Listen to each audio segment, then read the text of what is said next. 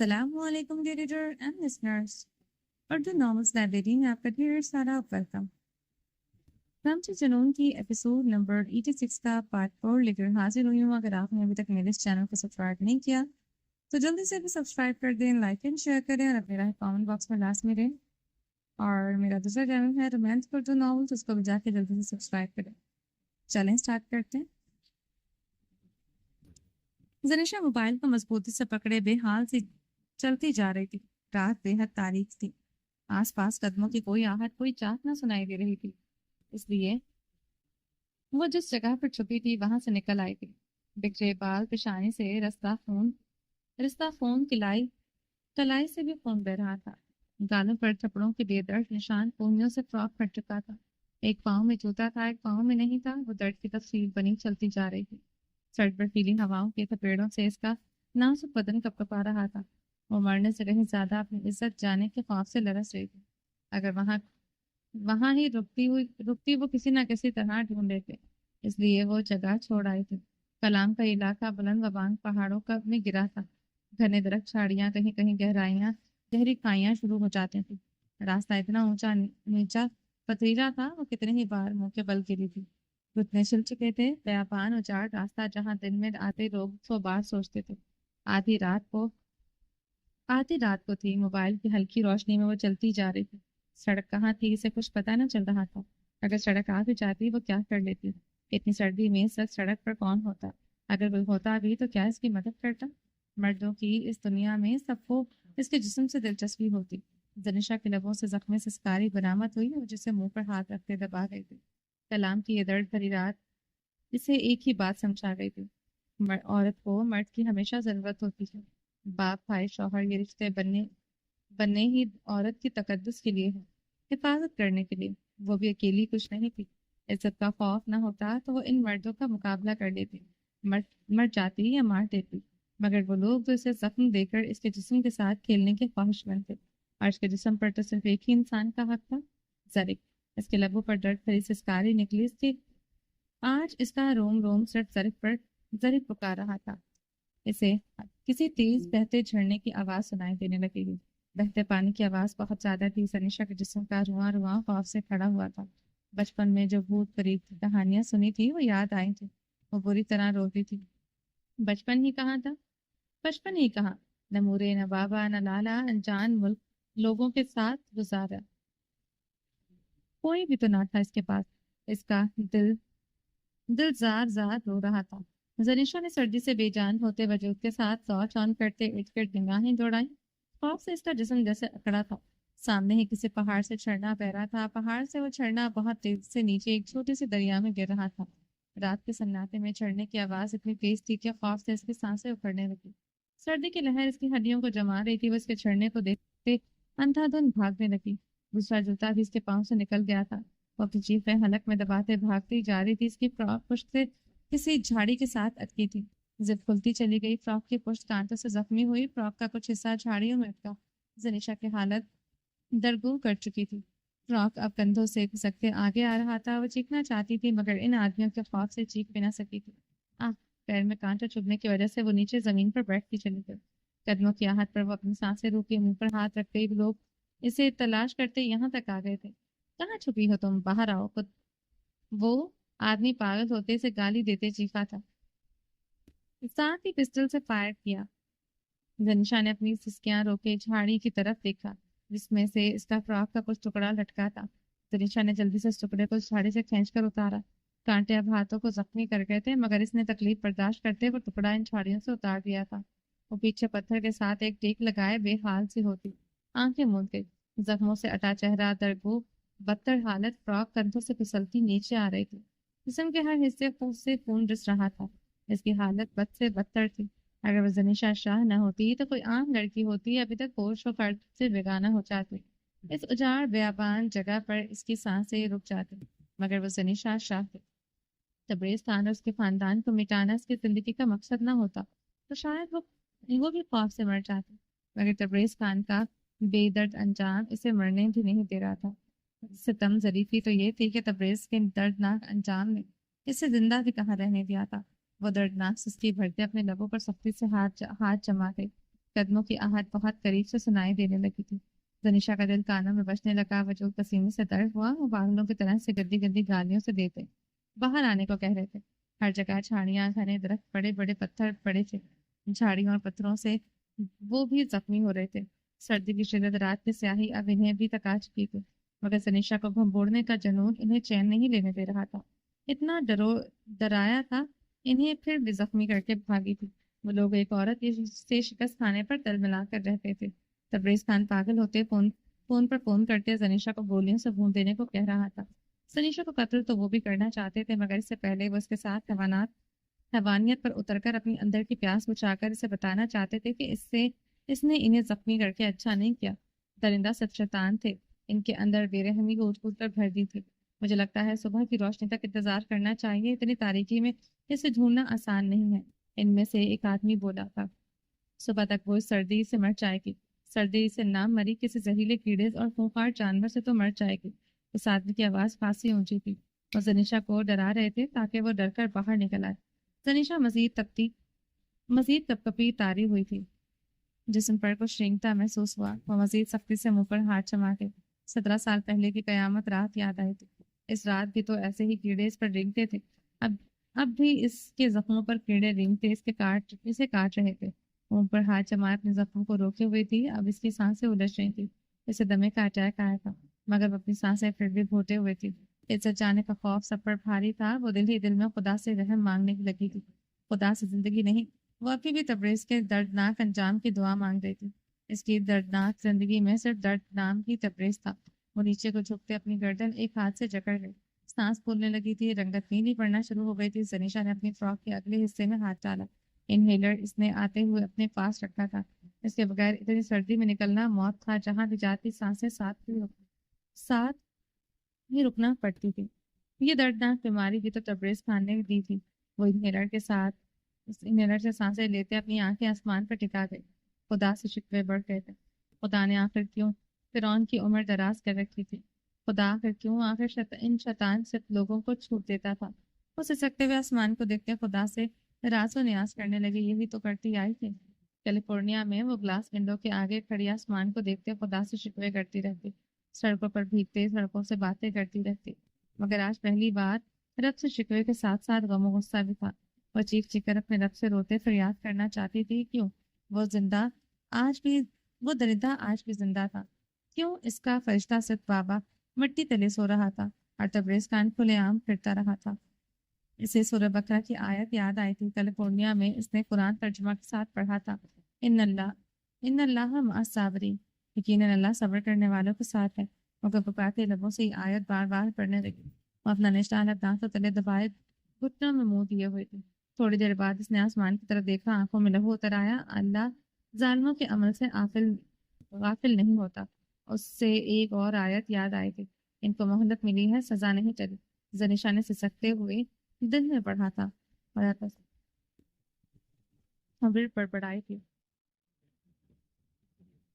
اللہ میرے ساتھ ہے کیونکہ میں نے صبر کیا ہے۔ وہ روتی جا رہی تھی، اب خدا سے اپنی عزت کی دعائیں مانگ رہی تھی۔ جب کوئی درد نہ بچے، رب کی یادداشت سے آتی ہے، یاد شدت سے آتی ہے۔ اسے بھی آج صرف اپنے رب کی یاد آ رہا تھا، لیکن اس کی تکلیفوں سے غافل نہ تھا۔ رات کترا کترا بھیگ رہی تھی، 17 سال پہلے قیامت کی رات کی طرح آج والی رات بھی صدیوں پر محیط تھی، گزر ہی نہ رہی تھی۔ وہ ٹھٹھرتی ہوئی زخموں سے چور سسک رہے تھے، بہت سے کیڑے مکوڑے اس کے زخموں سے لپٹے تھے، وہ درد سے آہ پکار بھی نہ کر پا رہی تھی۔ جھرنے کی آواز قریب سے آتے اسے مزید خوفزدہ کر رہی تھی۔ برفیلی سرد ہوا اس کی ہڈیاں جما چکی تھی، ہر تھوڑی دیر بعد انہیلر سے اپنی سانسیں انہیل کر لیتی تو سانسوں میں روانی آ جاتی، ورنہ دھڑکن تک جیسے رک گئی تھی۔ اس کے لب بار بار اسے پکارتے جا رہے تھے۔ رب کے ساتھ ساتھ زرق خانزادہ سے بھی شکوے بڑھ گئے تھے۔ کیسی محبت ہے تمہاری زنیشا تمہارے پاس نہیں، تمہیں پتہ ہی نہیں۔ وہ دل ہی دل میں اس سے شکوا کرتے رو پڑی تھی، آنسوؤں کی لکیریں سے اب گال جلنے لگے تھے۔ وہ رو رو کر آنکھیں سوج چکی تھی، زرق کے نام پر اس کا دل چھلنی ہو رہا تھا اور ہزاروں بار اس کا نمبر ملا چکی تھی۔ مسلسل بیل مسلسل جا رہی تھی، تم زرق تبریز خان ہو، تمہاری رگوں میں گندا خون دوڑ رہا ہے۔ تمہیں کیا پتا کہ اپنی عورت کی عزت کے لیے ایک مشرقی مرد مر جاتا ہے؟ تمہیں کیا پتا زرق خانزادہ محبت کا؟ اور کپکپاتے لبوں سے زیر لب بولتے موبائل اپنے کانوں سے لگائے ہوئے تھی، دوسری طرف بیل چاہ رہی تھی مگر فون نہیں اٹھایا گیا تھا۔ I hate you sir, I hate you, Tabrez کو مارنے کے بعد تمہیں بے درد موت دوں گی۔ وہ ہاتھوں میں چہرہ چھپائے پھٹ پھٹ کر رو رہی تھی۔ ایک بار وہ پھر سے گہرے سانس لیتے زرک کا نمبر ڈائل کرتے کان سے لگا گئی۔ بل ایک بار پھر سے جا رہی تھی۔ زرک کے سرہانے رکھا موبائل کب سے چنگھا رہا تھا، پچھلے 2 گھنٹوں سے متواتر اس کا فون بج رہا تھا۔ وہ دنیا مافیا سے بے خبر گہری نیند سو رہا تھا۔ ہیوی میڈیسن کی ڈوز اس کے اعصابوں کو کنٹرول کیے ہوئے تھے۔ وہ کافی مضبوط اعصابوں کا مالک تھا، جس طرح اور جتنی مقدار میں اسے دودھ کھانے میں مختلف میڈیسن ملا کر دی جاتی تھی، کوئی اور ہوتا تو اس کا دماغ شاید شدید دباؤ میں آ جاتا۔ آہستہ آہستہ اس پر یہ دوائیاں اثر کر رہی تھیں۔ اس کا دماغ بیٹھے بیٹھے تاریکی میں ڈوبتا شروع ہو جاتا تھا۔ آج سے 3 ہفتے پہلے اسے الوژن دکھائی دیا تھا، جیسے اس کی گاڑی گہری کھائی میں گری ہو۔ چیختے ہوئے اس نے گاڑی کی روکی تو ارد گرد کوئی دکھائی نہ تھی، کوئی کھائی نہ تھی۔ یہ اسے زندگی کا پہلا الوژن دکھائی دیا تھا، مگر اس کے لیے یہ اس کا چوتھا الوژن تھا۔ 3 بار کیلیفورنیا میں الوژن دکھائی دیے تھے جو زنیشا نے دکھائے تھے، مگر اب کی بار اسے سچ میں الوژن دکھائی دینے لگتے تھے۔ 2 ہفتے پہلے اسے پھر سے وہ دکھائی دیا جو حقیقت میں نہیں تھا۔ اسے خود پر خونخوار جانور کا حملہ دکھائی دیا۔ وہ چیختا رہا، خود کو بچاتا رہا، مگر تھوڑی دیر بعد وہاں کچھ نہ تھا۔ زنیشا سے اس نے یہ سب کچھ چھپایا تھا۔ اگر اسے بتاتا تو وہ اس کی دوائی کی مقدار بڑھا دیتی۔ وہ یہ نہیں چاہتا تھا، نہ ڈاکٹر کے پاس جانا چاہتا تھا۔ وہ خود کو پاگل کہلوانے سے اسے خوف آ رہا تھا۔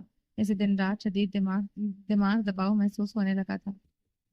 دوائیاں اس کے ذہنی اعصاب پر حملہ کرنے لگی تھی۔ زنیشا سے دور رہنے کی وجہ سے بھی اس کے دماغ کو جھٹکے لگتے تھے۔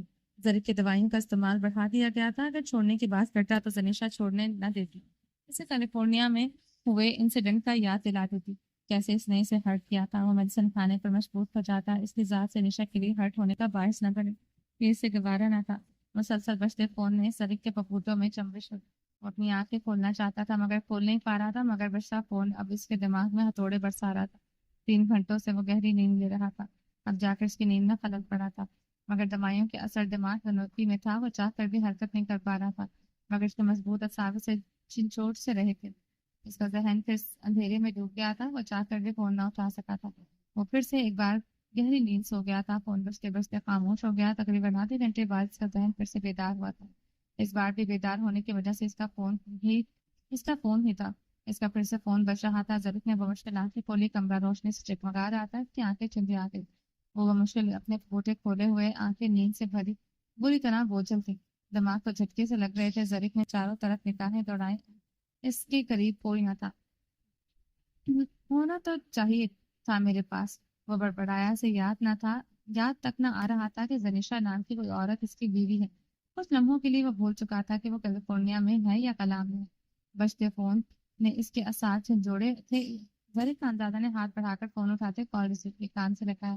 دوسری طرف زنیشا ساکت ہو چکی تھی، وہ بے یقین تھی۔ فون پر دونوں کی بھاری سانسیں گونج رہی تھی۔ زرک کے اعصاب اس وقت مفلوج تھے۔ فون پر سانسوں اور متھم سسیوں کی آواز سنتے سے فرق نہ پڑا تھا، نہ وہ پہچان پائے۔ کتنے گھنٹوں اس کے خوف اور آزمائش سے زنیشا اب آواز نہیں نکل رہی تھی۔ اسے لگ رہا تھا اسپیکر پر گونجتی سانسیں اس کی زندگی کی ضمانت ہے۔ وہ جاگ گیا تھا، اس نے فون اٹھا لیا تھا، اب اسے کچھ نہیں ہو سکتا تھا۔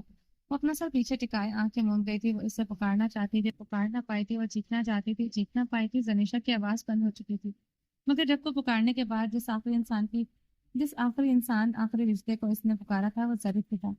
کون؟ وہ اپنی کندھی سے ہلاتے بولا۔ اسی طرف سے متھم سسکیوں کو وہ پہچان نہ سکا تھا۔ وہ فون مضبوطی سے پکڑے شدت سے رو دی تھی۔ یہی تو وہ چاہتی تھی، وہ ان دوائیوں سے پاگل ہو جائے، اسے کچھ بھی یاد نہ رہے۔ اب وہ اس کی سسکیوں کی آواز سنتے پہچان نہ پا رہا تھا۔ اس کے دل پر جیسے دھنسا سا پڑا تھا۔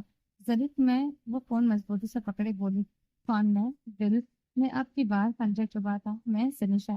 درد سے سسکی لی، کون زنیشا؟ زنیشا کے دل کی میں نو کیلیں گڑ گئی تھی۔ جسم پر رینگ کے کیڑے مکوڑوں کے کاٹتے اسے تکلیف نہیں پہنچی تھی جتنے اس کے لبوں سے کون زنیشا سے پہنچی تھی۔ زرک فون کان سے لگائے بمشکل آنکھیں کھولے ہوئے تھا۔ 12 سے 13 گھنٹے کی نیند نہ لے لے اس کے اعصاب پر سکون نہیں ہوتے تھے۔ ابھی تو 4 گھنٹے ہی ہوئے تھے اور اسے سوئے ہوئے۔ وہ اس وقت مکمل طور پر زنیشا کو بھولے ہوئے تھا۔ زرک میں تمہاری بیوی، تمہاری زینی جان، وہ بلک بلک کر رو رہی تھی۔ زینی جان؟ زرک کے لب ہلکے ہلے زینی جان، وہ مسلسل دہراتے جا رہا تھا۔ اسے یاد نہیں آ رہا تھا کون زینی جان۔ اس کی آنکھیں بند ہونے لگی، مگر اس نام سے اسے کچھ عجیب سا محسوس ہو رہا تھا، کچھ الگ سا، مگر کیا؟ زینی جان؟ اس کی آنکھیں خطرناک حد تک کھلی تھی۔ दिमाग में एक लाशअबी तौर पर जमीशा का चेहरा लहराया था। वो फोन पर ढीली होती गिरफ्त मजबूत हुई थी। इसके आसाब पूरी तरह से इसके कंट्रोल में आए थे। जरीक ने आंखें खोलते तेज चुभती रोशनी को देख रहा था। सांसें तेज हो चुकी थी। इसे याद आ गया था वो कलाम में अपनी हवेली में है। इसे याद आ गया था जनीशा कौन है। जरीक ने फोन पर गिरफ्त मजबूत करते चारों तरफ निगाहें दौड़ाई। सनीशा कहीं नहीं थी। स्पीकर पर खौफ और बेबसी में डूबी दबी दबी सिसकियां सुनाई दे रही थी। जनीशा जरीक के लबों में जंबिश की। निगाहें कमरे की दीवार पर लगी खड़ी खड़ी घड़ी की तरफ थी जहां रात के 3:30 बज रहे थे। जरीक वो रोती जा रही थी, लफ्ज हलक से निकल ही ना रहे थे। इसका अब कुछ कहना जरूरी भी ना रहा था। वो जानती थी वो अब जान पर खेल कर इसे बचा लेगा। जरीक अपने दिमाग को एक हाथ से जकड़े बिस्तर से उठा इसे झटक जिसके झटके लग रहे थे। दिमाग बुरी तरह चकरा रहा था।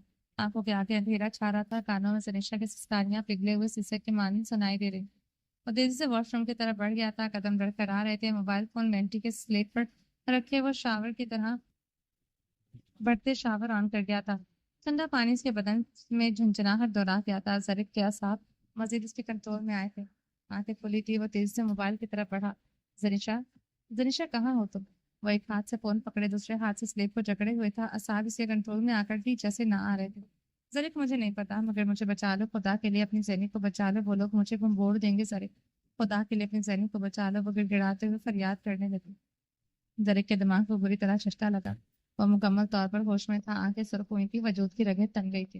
वो फोन कान से लगाए वॉशरूम से निकलते कमरे में आया। अपनी पिस्टल ड्रॉर से निकाली, अपने ट्राउजर की पॉकेट में डाली। गाड़ी की चाबी दराज में नहीं थी। और फोन पर जनीशा की मध्यम गुटी गुटी सिसकियां सुनाई दे रही थी। वो जब से कड़े मराहिल से गुजरते ये सब बर्दाश्त कर रहा था। जनीशा आखिर हवेली से कैसे निकली? क्यों निकली? कहाँ थी? दिमाग मुख्तलिफ सोचों के माशरा बना हुआ था। दिल खौफ से धड़क रहा था। गाड़ी की चाबी नहीं मिली थी। वो फोन कान से लगाए नंगे पैर कमरे से निकल आया था और गहरे सदमे और तकलीफ में था। जनीशा के सिसकियां सुनने के बावजूद उसे तसल्ली देने के दो लफ्ज इसके पास नहीं थे। आंखों में फोन उतरा था और रगों में बहता खून जाम था। वो हवेली से क्यों निकली और अब कहाँ थी? ना कुछ सोचने के काबिल रहा था, ना बोलने के काबिल रहा था। वो भागते हुए कारपोर्च में आया। इसे अपनी गाड़ी के पास ही अपनी गाड़ी की चाबी पड़ी दिखाई दी। जरीफ ने जमीन से उठाते गाड़ी खोलते गाड़ी में बैठते गाड़ी स्टार्ट की। गेट पर मौजूद गार्ड ने गेट खोला। इसकी गाड़ी जन से गेट क्रॉस करके अब वो अंधाधुंध गाड़ी चला रहा था। आंख के आगे अंधेरा छा रहा था। दिल में शिद्दत का दर्द उठ रहा था। एक हाथ से फोन कान से लगाए हुए था। जनीशा की गुटी गुटी सिसकियां मुसलसल फोन पर गूंज रही थी। वो मजीद ये सब बर्दाश्त न कर सका। वो पूरी गोद से पागलों की तरह चीखा था। दूसरी तरफ जनीशा के रोने में इजाफा हुआ। वो फोन कान से लगाए पागलों की तरह चीख रहा था। अगर वो चीखता ना तो इसका दिमाग तड़क कर दो हिस्सों में तकसीम हो जाता। इसका दिल बंद हो जाता। जरिक वो उसकी चीखों पर कुरलाने लगे। मर क्या सरिक, मर क्या सरिक। वो गाड़ी की स्पीड बढ़ाते दहाड़ा था।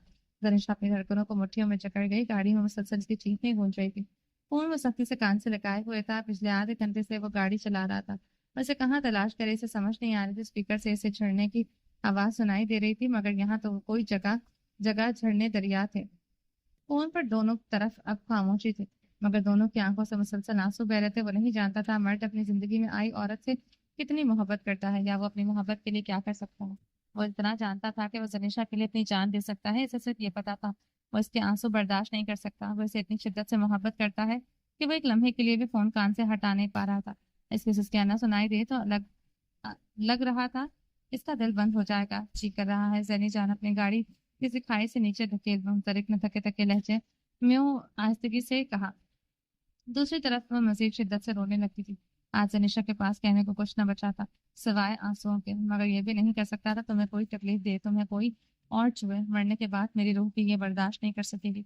वो सीट पर सर टिकाए रो दिया था। वो शिद्दत से रो दी थी। क्यों निकली हवेली से? क्यों? अगले वो स्टेयरिंग पर हाथ मारते दहाड़ा था। दूसरी तरफ जनीशा दिल पर हाथ रखे आंखें मूंदे हुई थी। वो आंसू मुसलसल मतवाकर बंद आंखों से बह रहे थे। बाहर आकर बाहर आकर कमीनी कहाँ छुप कर बैठी है।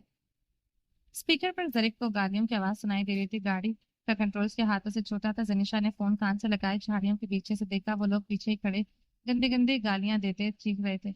वो कांपते मुंह पर हाथ रखे थे। मुझे लगता है वो सड़क की तरफ निकल गई है।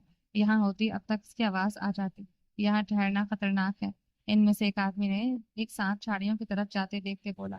इस घनी झाड़ियों की तरफ बढ़ने की वो हिम्मत ना कर सके थे। ठीक है, हम सड़क की तरफ देखते हैं। यहाँ हुई तो सुबह इसकी लाश मिल ही जाएगी। वो बेरहमी से बोलते आगे की तरफ बढ़ गए थे। जरीक फोन पर गिरफ्त मजबूत करते ये सब सुन रहा था। उसका मजबूत बदन कांप रहा था। फोन पर गिरफ्त ढीली पड़ रही थी।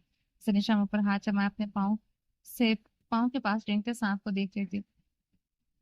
अगर वो पाँव हिलाती या चीख मारती तो वो लोग इसकी तरफ पलट आते। वो खौफ से आंखें फैलाए सांप को देख रही थी।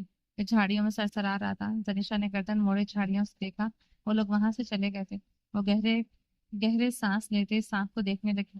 वो रेंगते हुए झाड़ियों से निकल गया।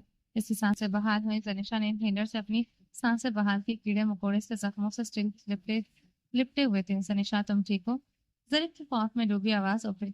ठीक हूँ, जनीशा ने हिचकी लेते हुए कहा। वो लोग वहां नहीं है अब, वो सड़क की तरफ निकल गए हैं। जनीशा ने रोते हुए कहा। ओके, मुझे अब तफसील से बताओ, तुम कहाँ हो? तुम्हारे आसपास क्या है? वो दांत पर दांत जमाए सबसे पूछ रहा था। एक तरफ झरना बह रहा है, घनी झाड़ियां, पहाड़, पत्थर, यही सब कुछ। वो बेबसी से रो रही थी। ऐसे कैसे ढूंढोगा रैनी? वो स्टीयरिंग पर बेबसी से मुक्का मार किया था। मैं लाला को फोन करता हूँ, अब कुछ करेंगे।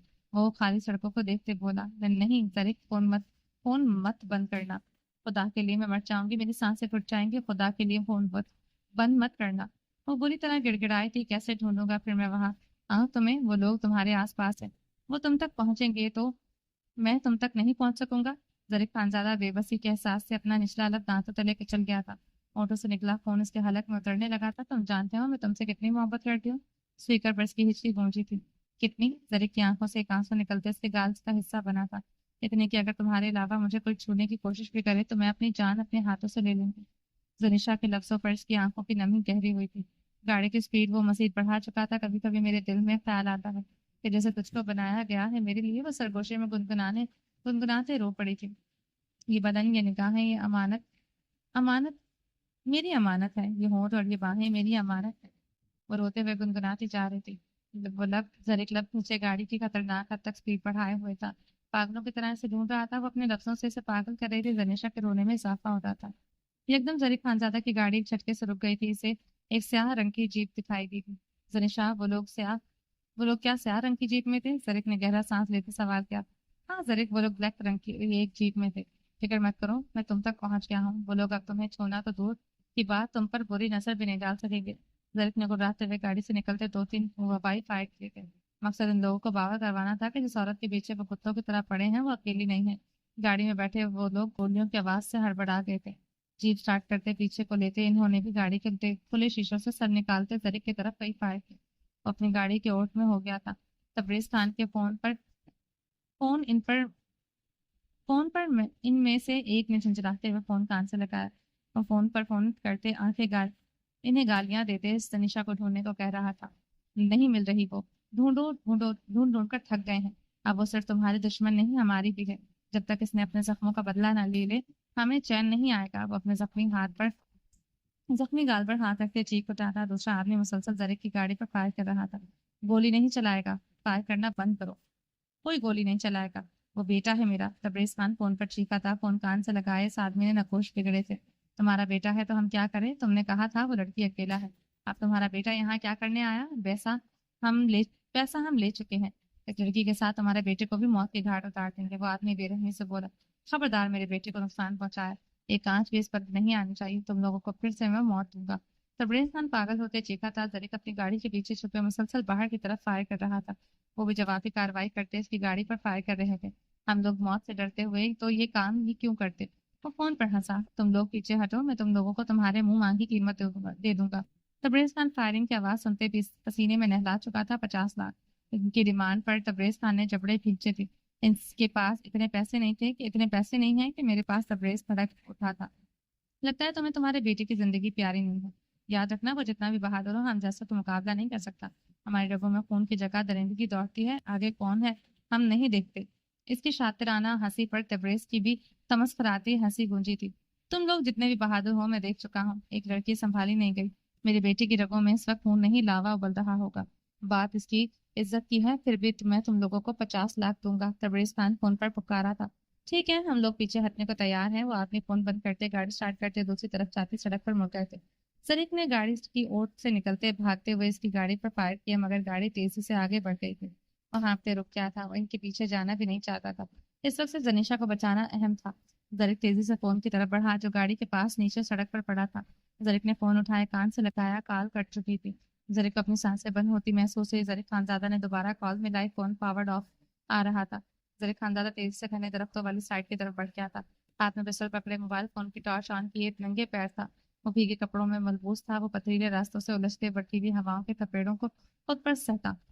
वो बिना रुके आगे बढ़ रहा था। कांटों और पत्थरों से इसके पैर जख्मी हो रहे थे। सर्दी से इसके सर में शदीद दर्द उठ रहा था। जनीशा, ज़रिक खानजादा ऊंची आवाज में से मुसलसल पुकार रहा था, मगर इस तक अपनी ही आवाज पलट कर आ रही थी। वो चीख चीख कर थक चुका था, मगर जवाबन इसे कोई पुकार, कोई आवाज सुनाई नहीं दे रही थी। कितनी ही झाड़ियों से वो जख्मी होते इसे तलाश कर चुका था, वो कहीं नहीं मिली थी। वो बेबस होते बस एक पत्थर पर बैठते अपना सर झुकाए अपनी सुर्ख आंखें बाजू से मसलने लगा। इसके मजबूत हाथ तक कपा रहे थे। ज़रिक ने गहरा सांस लेते जावियार खानजादा का नंबर डायल किया जो दूसरी बेल पर उठा लिया गया था। आपकी जरूरत है लाला, आपकी जरूरत है। पूनम लहजे में बोल रहा था। लोकेशन भेज देता हूँ, आ जाए, सनिशा को ढूंढना है, वो मिल नहीं रही। इसके हलक से आवाज नहीं निकल रही थी। वो फोन बंद कर चुका था। आई हेट योर जैनी जान। वो आसमान की तरफ देखते दर्द कर्ब से चीख उठा था। वो पिछले आधे घंटे से अपनी गाड़ी के साथ टेक लगाए सिगरेट फूंक रहा था। आंखें बेतहाशा सुर्ख, नम और सुर्ख थी। वो गाड़ियां इसके करीब आकर जन से रुकी थी, मगर ज़रिक खानजादा के वजूद में जैसे कोई हलचल नहीं हुई थी। आज सावियार को देखकर सिगरेट बुझाई नहीं थी। सावियार खानजादा को गाड़ी से निकलते देख के इसकी आंखों की नमी बढ़ी थी। और सावियार स्याह शलवार कमीज पर स्याह शाल कांधों पर डाले ज़रिक की तरफ तेजी से बढ़ रहा था। उसी गाड़ी से जावियार के दो आदमी टाइटैन और रोमियो के साथ निकले थे। टाइटैन रोमियो भौंकते हुए जावियार खानजादा की तरफ बढ़ते इसके पैरों से लिपट पड़े थे। जावियार खानजादा ज़रिक एक दूसरे के सामने खड़े, एक दूसरे की आंखों में आंखें डाले खड़े थे और ज़रिक की तरफ बढ़ना चाहता था, मगर इसकी अना इसे ज़रिक की तरफ बढ़ने नहीं दे रही थी। गम और गुस्सा भी तो इस पर ठंडा नहीं हुआ था, जिसकी वजह से इसकी इज्जत बनाना चाहिए थी। आयश मलिक इससे दूर हुई। आर्यान पर गोलियां चली थी। ज़रिक खानजादा जावियार के गले लगकर अपना गम आज बांटना चाहता था, मगर जनीशा इसे शर्मिंदगी की अथाह गहराइयों में धकेल चुकी थी। वह इसकी हवेली से कैसे और क्यों निकली, ये सवाल नहीं, आग थे जिसके गिर्द इसे अपना वजूद जलता हुआ महसूस हो रहा था। वो चाहते हुए भी एक दूसरे की तरफ बढ़ न सके थे। दोनों एक दूसरे को देखते निगाहें फेरते रुख पलट गए थे। जावियार पंजों के बल बैठते टाइटैन रोमियो पर झुका, इसकी तनाबें सख्ती से खींची। जावियार खानजादा की आंखें सुर्ख और सपाट थी। Snake track her now. वो सख्त कमांडिंग लहजे में गुर्राया था। टाइटन और रोमियो ने भौंकते हुए जमीन सूंघती शुरू की। वो भागते हुए जंगल के पथरीले रास्तों की तरफ मुड़ गए। जावियार के आदमी भी इनके पीछे तेजी से बढ़े थे। जावियार खानजादा भी जंगल की तरफ तेजी से बढ़ गया था। ज़रिक अपनी नम निगाह आंखें उंगलियों से मसलते तेजी से सबकी तरफ बढ़ा। वो लोग ऊंचे नीचे पथरीले रास्तों पर भाग रहे थे। टाइटैन रोमियो जगह जगह रुककर जमीन सूंघ रहे थे। टाइटैन रोमियो ऊंची ढलवान से नीचे खाई में कूदे जो इतनी गहराई न थी। जावियार के इसके आदमी और ज़रिक खानजादा भी साथ ही कूदे थे। जावियार खानजादा ने पलटते हुए ज़रिक के नंगे पैरों को एक निगाह देखा था। जावियार खानजादा की आंखें जब से सुर्ख हुई थी। ज़रिक बिना किसी जख्म की परवाह किए इनके साथ आगे बढ़ रहा था। अपनी नम सुर्ख आंखें बार बार बाजू से मसल रहा था। जावियार अपने मुंह पर हाथ फेरते खुद पर बमुश्किल जब्त करते हुए टाइटैन रोमियो के तनाबे खींचते तेजी से आगे बढ़ा था। वो ऊपर नीचे रास्तों से गुजरते आगे बढ़ रहे थे। बहता झरना देखते ज़रिक खानजादा की जान में जान आई थी। जनीशा, जनीशा, वो हलक के बल चीखने लगा था। टाइटैन रोमियो झाड़ियों के झुंड की तरफ बढ़ते ज्यादा शोर करने लगे थे। जावियार और उसके आदमियों के हाथ में टॉर्च थी। वो सब झाड़ियों के अंदर दाखिल हुए थे। जनीशा होशो हट से बेगाना पड़ी थी। फटे हुए कपड़ों के साथ जख्मों से चूर। जावियार इसी लम्हे रुख पलट गया था। अपने आदमियों को भी रुख पलटने का इशारा किया। ज़रिक खानजादा नम आंखों से इसे देख रहा था। कंधों से फ्रॉक जरा से झलकी हुई थी। वो अपने सीने पर हाथ जमाए खुद को ढकने की नाकाम सही करते हुए होशो खट से बेगाना थी। जख्मों से अटे जख्मों पर कीड़े मकोड़े रेंग रहे थे। वो जब से दांत पर दांत जमाए जनीशा की तरफ बढ़ा। जावियार खानजादा ने अपनी शाल उतारते ज़रिक खानजादा की तरफ बढ़ाई, जिसे वो कपकपाते हाथों से जावियार खानजादा से थाम गया था। वो अपनी नम निगाहें मुसलसल इसे चला रहा था। चादर जनीशा के वजूद पर अच्छी तरह लपेटते वो उसे गोद में उठाते तेजी से कदमों से आगे की तरफ बढ़ गया था। पैरों में पत्थर कांटे चुभ रहे थे। इसे बेहद दर्द हो रहा था, मगर जो दर्द दिल में उठ रहा था वो दर्द जख्मों के आगे पीठ था। वो लड़खड़ाते कदमों को बमुश्किल संभालते इससे जंगल से गुजर रहा था। इसके पीछे इन्हें पत्थरों और ऊंचे नीचे रास्तों पर गुजरते जावियार खानजादा का आनंद गुस्से से दहक रहा था। ज़रिक खानजादा की यह हालत इससे देखी नहीं जा रही थी। जनीशा आसमान शाह कौन है, या क्या मकसद लेकर ज़रिक की जिंदगी में दाखिल हुई? इस रात को अब इसने जानकर ही रहना था। फिर इसी जनीशा आसमान शाह को चूंटी की तरह मसलते अपने भाई की जिंदगी से निकाल कर बाहर करना था। ظریف خانزادہ نے زنیشا کے بے جان وجود کو گاڑی کی پچھلی سیٹ پر لٹایا اور ڈرائیونگ سیٹ کی طرف بڑھا. اس سے قدم رکے تھے. پلٹ کر زاویار خانزادہ کی طرف دیکھا. اس کی نگاہوں کی کاٹ پر وہ شرمندگی سے نگاہیں چکا گیا تھا. زاویار خانزادہ اس کی چکی نگاہیں دیکھ کے لب کھینچتے اپنی گاڑی کی طرف بڑھا تھا.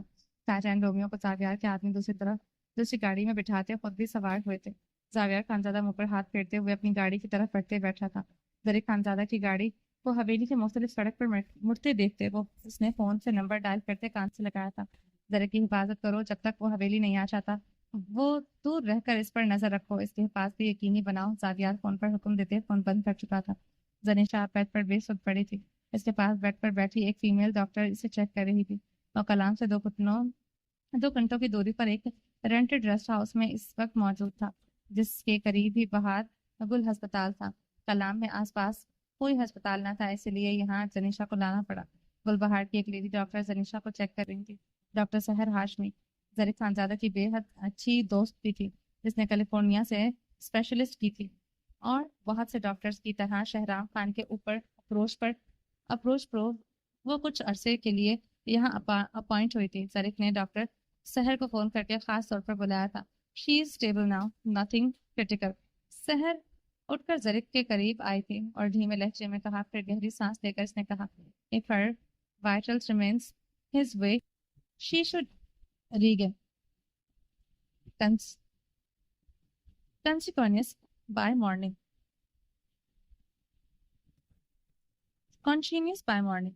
اگر اس کی حالت ایسی رہی تو وہ صبح تک ہوش میں آ جائے گی. ظریف خاموشی سے زنیشا کو دیکھتا رہا. آنکھوں میں بے چینی اور سلکی کی مٹھیاں بھیجتی تھی. She is gone through extreme trauma both mentally and physically. Let her rest. I'll stay in the night. اس نے ذہنی اور جسمانی طور پر شدید صدمہ برداشت کیا ہے. اسے آرام کرنے دو. میں یہیں رک جاتی ہوں رات بھر کے لیے. سحر نے ظریف کے خاموش آنکھوں کو سرخی اور سخت تاثرات کو محسوس کرتے ہوئے نرمی سے اس کے کندھے پر ہاتھ رکھا. There is no need. You can go now.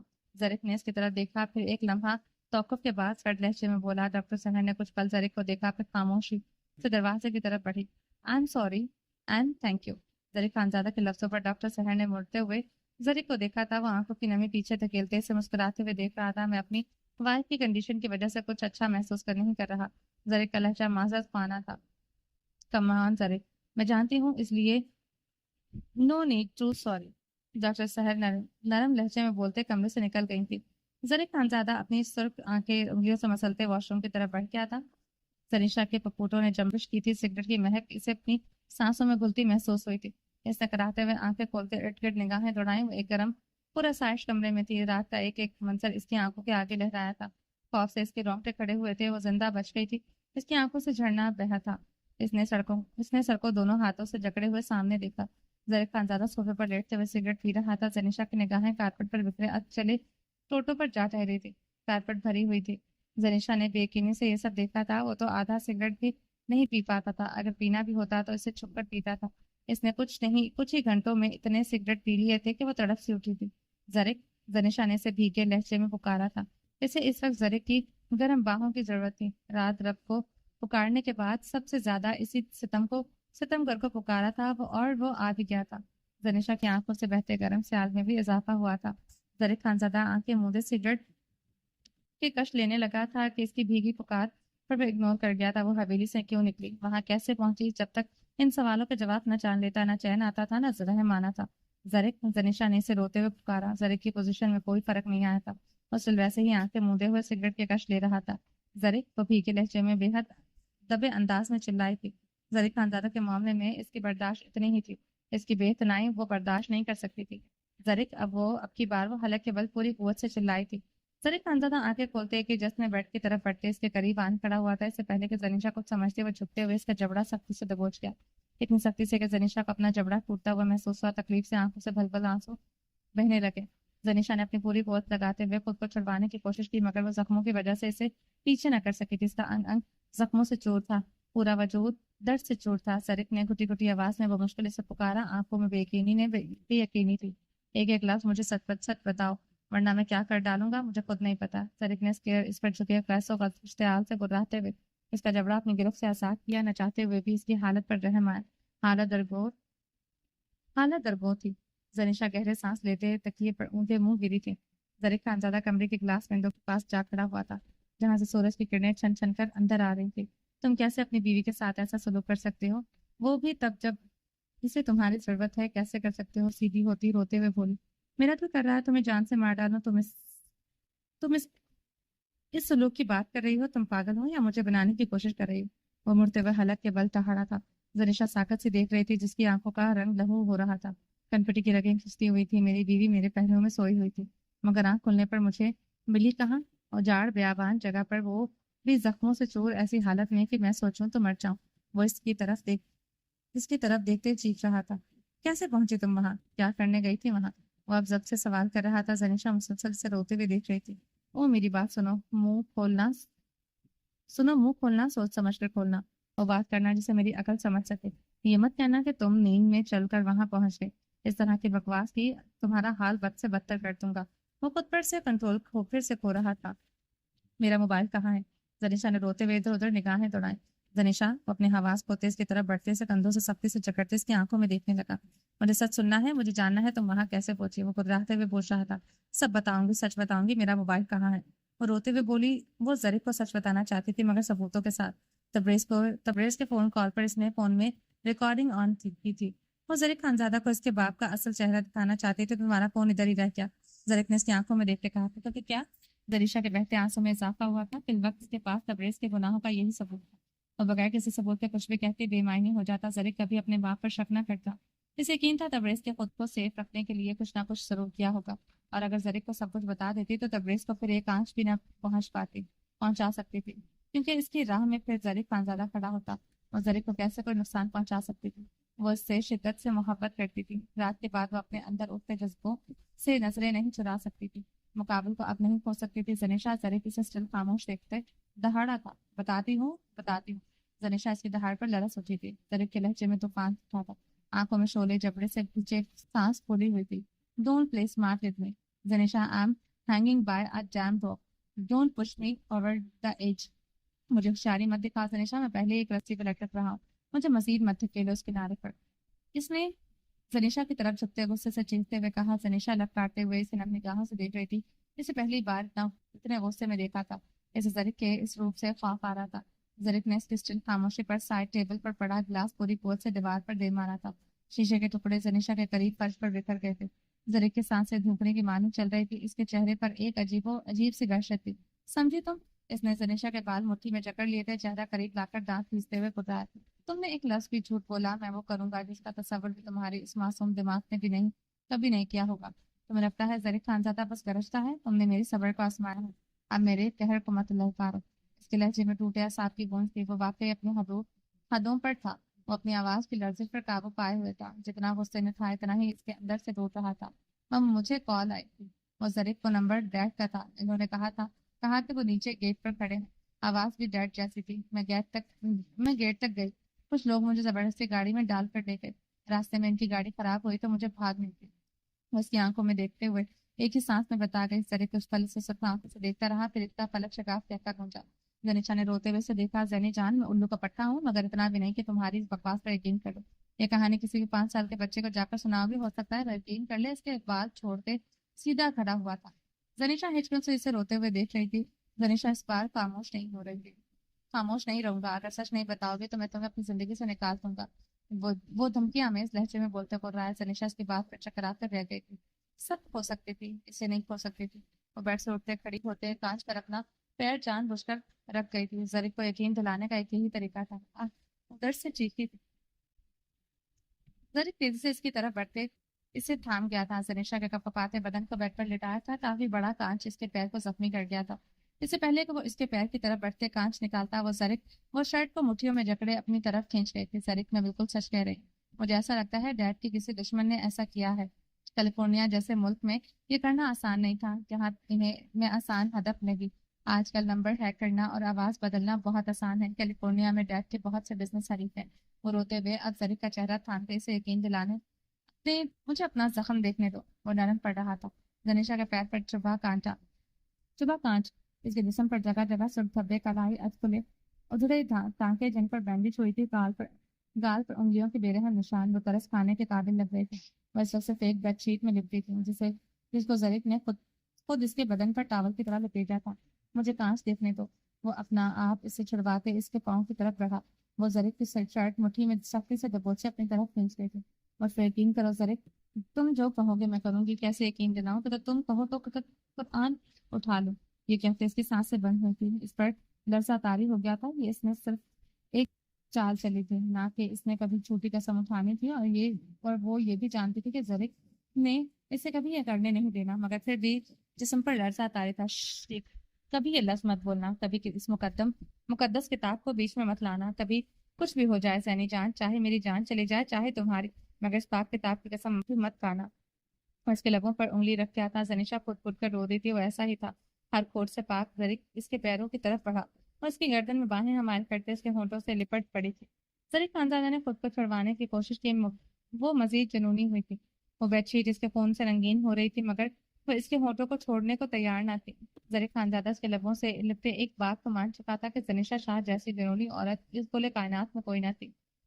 وہ خود کو چھڑواتے زنیشا کی پیشانی نرمی سے چومتے اس کی پیروں کی طرف بڑھاتا۔ زنیشا کے پیر میں چبھا کانچ کھینچ کر نکالا۔ زنیشا کے دل خراش چیخ برآمد ہوئی تھی۔ زرق اس کے پیروں میں بیٹھے اس کے زخم سے خون روکتے اس کی بینڈیج کر رہا تھا۔ درد کی شدت سے زنیشا کی متھم سستیاں کمرے میں گونج رہی تھی۔ زرق کو یقین دلانے کے لیے وہ کتنی تکلیف سے گزری تھی یہ وہی جانتی تھی۔ چلیں جی، باقی کا نیکسٹ ایپیسوڈ میں کنٹینیو کریں گے۔ امید ہے آپ کو یہ ایپیسوڈ پسند آئی ہوگی۔ چینل کو سبسکرائب نہیں کیا تو جلدی سے سبسکرائب کر دیں، لائک اینڈ شیئر کریں اور اپنی رائے کامنٹ باکس میں لازمی دیں۔ اپنا ڈھیر سارا خیال رکھیے گا، دعا میں یاد رکھیے گا۔ ملتے ہیں نیکسٹ ایپیسوڈ میں، تب تک کے لیے اللہ حافظ۔